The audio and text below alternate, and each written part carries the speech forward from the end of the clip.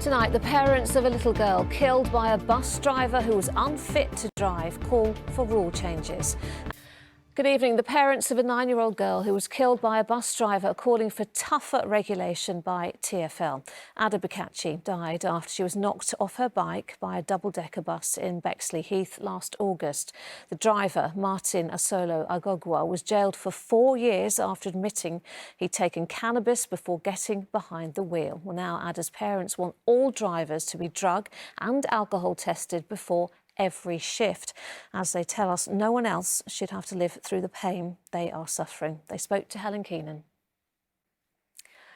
Next tonight, Piccadilly line passengers face another long, hot summer underground. 94 new state-of-the-art air-conditioned tube trains that should have been in service this year have been delayed until the second half of 2026 because of a series of design flaws. The fleet worked perfectly in Germany, where they were built, but seem incompatible with tracks here in London. It is an expensive mistake, with the upgrade costing more than £3 billion. Our political correspondent Simon Harris has a story.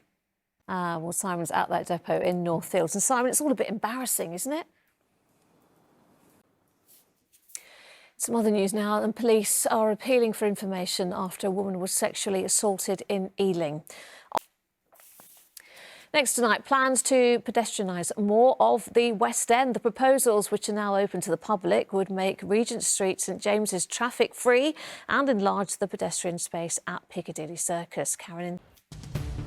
Still to come, it was warm again out there today. We'll have the weekend weather forecast and...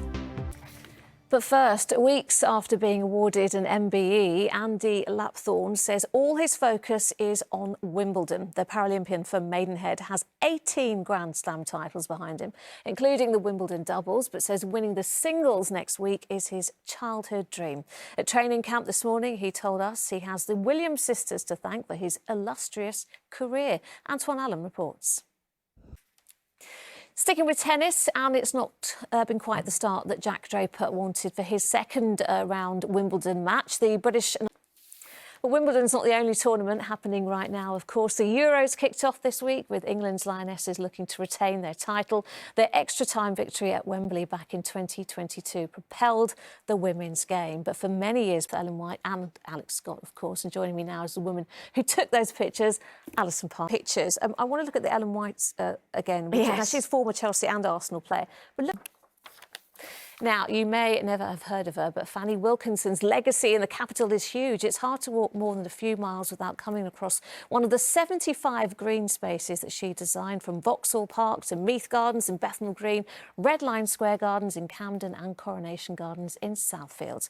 Well, it's there that she's being recognised today as Britain's first professional female landscape gardener. Anna Geary has more. Much more manageable temperatures today. Weather now with Amanda. Thanks, Amanda. And that's it from us. Charlene is here next with the evening news. But for now, from all of us on the London team, bye-bye. Have a great evening.